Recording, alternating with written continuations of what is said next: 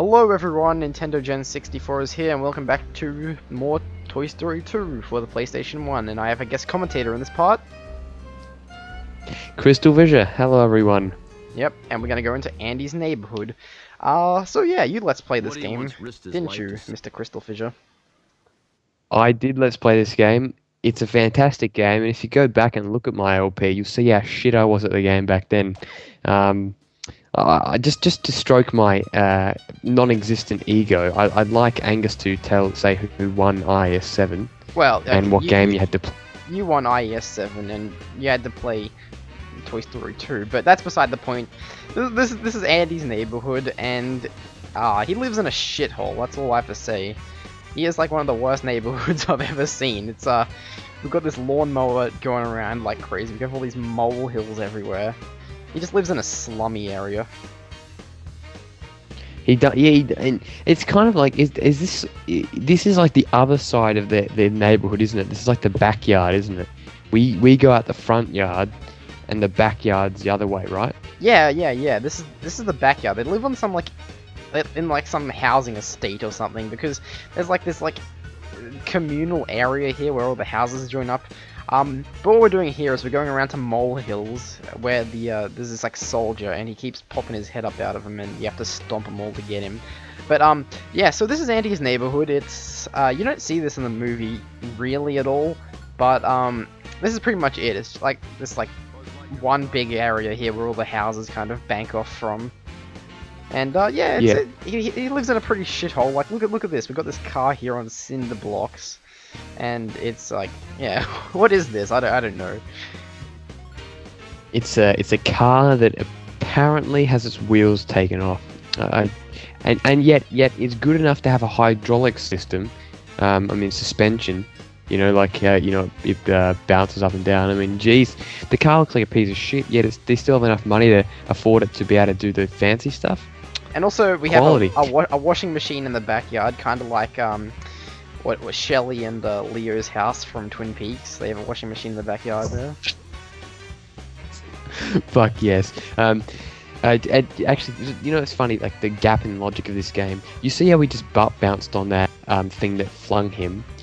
It's a 100 gram toy able to get enough power to bounce a full boot 20 meters forward. Yeah, you just realized. I know. How did we do that? How did we go from that boot over to that washing machine? Also on this line here, we have pictures of Buzz's face on shirts for some reason. These kids must also like Buzz Lightyear. I don't know. But anyway, this level you actually have to backtrack to, and I'm not going to do that. I'm going to use a little cheat here. Let's talk to RC. You're supposed to do this race with the rocket boots, but there is a way to do it if you just run in front of his path when he comes up to you and just block him. He'll stall for a few seconds, and you can actually get quite a bit in front of him. And it's pretty easy. Like I wouldn't say it takes too much skill to do this. This trick, would you? It's mainly down to luck, I guess. Do you know what I mean? At the end of the day, I mean, sometimes you can be really, really good.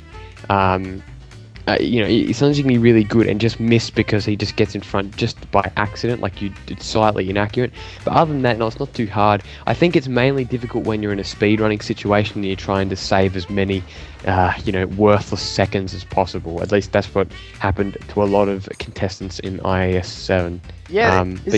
Is this the last time we see RC in this game? Like, is this the last race we do with him? Shit, good question. Because I think it is. I think it is. I think it is. Which is weird. Shit.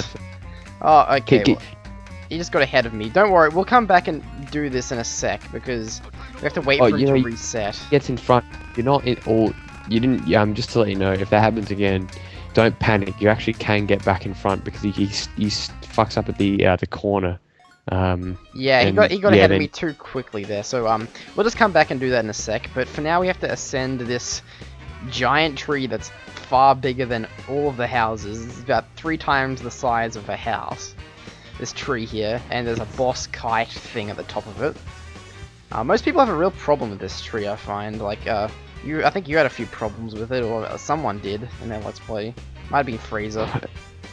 Look at any speedrun, and at least one person screwed up, unless your name was Matt. So yeah, it's not. It is. It's once again. It's just a. It's just dependent on how quickly you're trying to do it. If you take it slowly, it's really not difficult. But this jump's probably the hardest jump. You just got to time it correctly.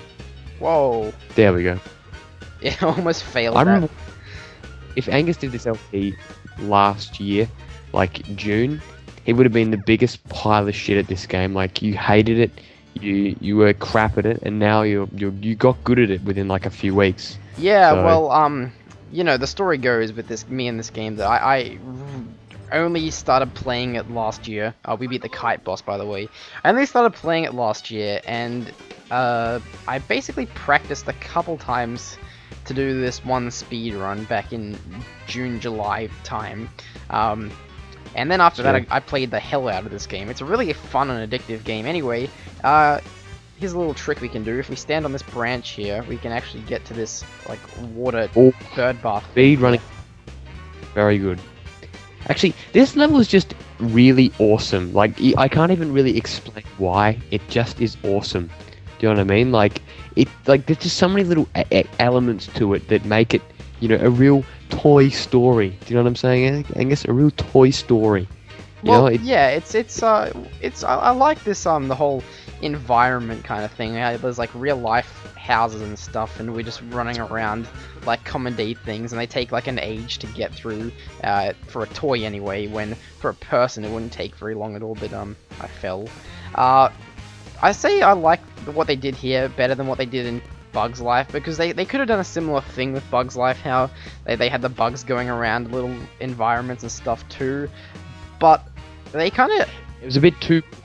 Yeah. They didn't do that very well. They did that tremendously here. We just got that token as well.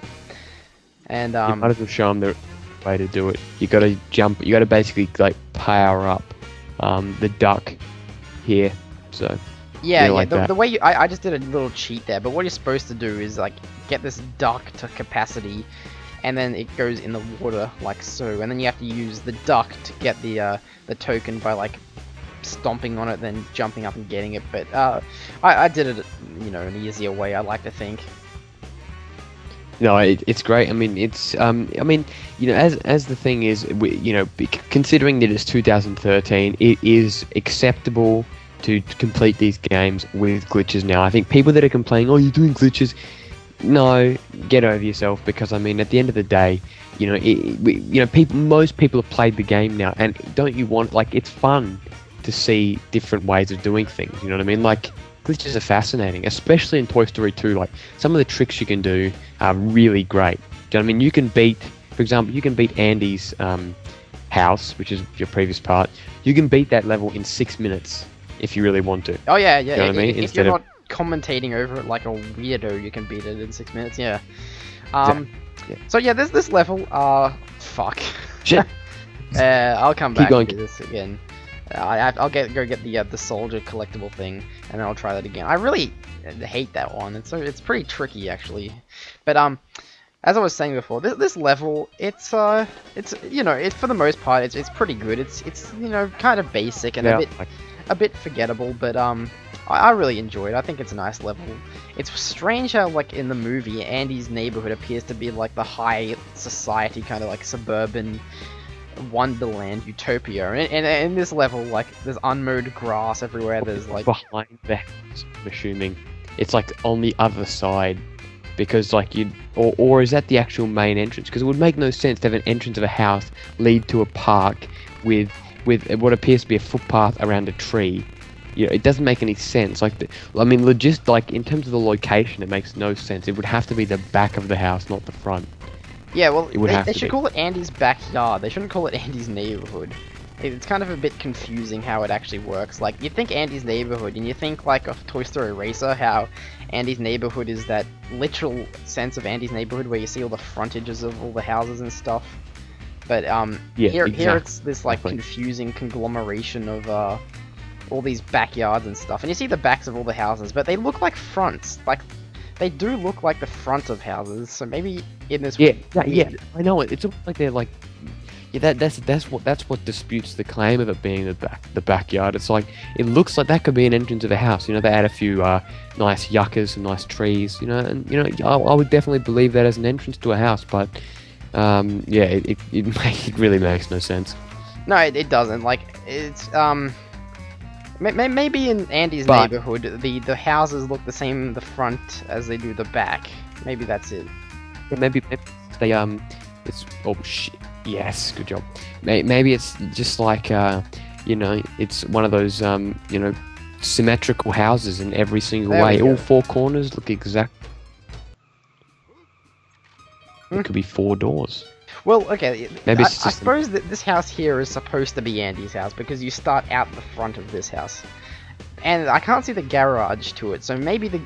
Well, I mean, this does look like the back of a house. I mean, this does here. Yeah, actually, you know what? The step here, the step makes it like the back of the house. Yeah, when my uncle used to live, the step exactly like that. The step sells it. Anyway, I think we're beating this level. Yeah, 100%. This is this was Andy's neighborhood, Andy's slummy neighborhood. He lives in some kind of housing estate, I guess. You think he live in like a...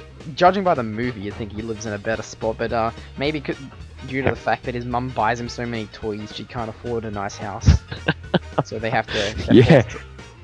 Woody registered retail price was only $399 yeah, back in 1995. Woody was supposed to be very expensive according to the Toy Story 2, but whatever, it doesn't matter. And what's up with this? Why is there like wet cement here? What's going on in Andy's backyard? Why? They're obviously working on some new. They're obviously working on some new pavement. Even though the pavement looks decent, other than the fact that it gets slimed on every 10 minutes. But... Yeah, as well. Anyway, let's exit this level. Don't have nothing more to do here in Andy's neighborhood. Let us. Yeah. And we have now got all 10 Pizza Planet tokens we can possibly get. And that's 75 coins in that level. That was a fun level. Yeah, you know, it's good. I disagree with you. I don't think it's forgettable. I think it is memorable because it's like it really does represent the Toy Story 2 PS1 universe. The 5 tasks you have to do. It's a bit of everything. It's a boss. It's collectibles. It's a random token. That is the backyard. Look, you can tell. See. Oh, yep. See, there's the well done, guys. road. Well done. There's the road there, and yeah, see, it is the backyard. Okay. Anyway, in the next part, we're gonna go fight the first boss in the game, if you can call it that, in Bombs Away. See you then, guys.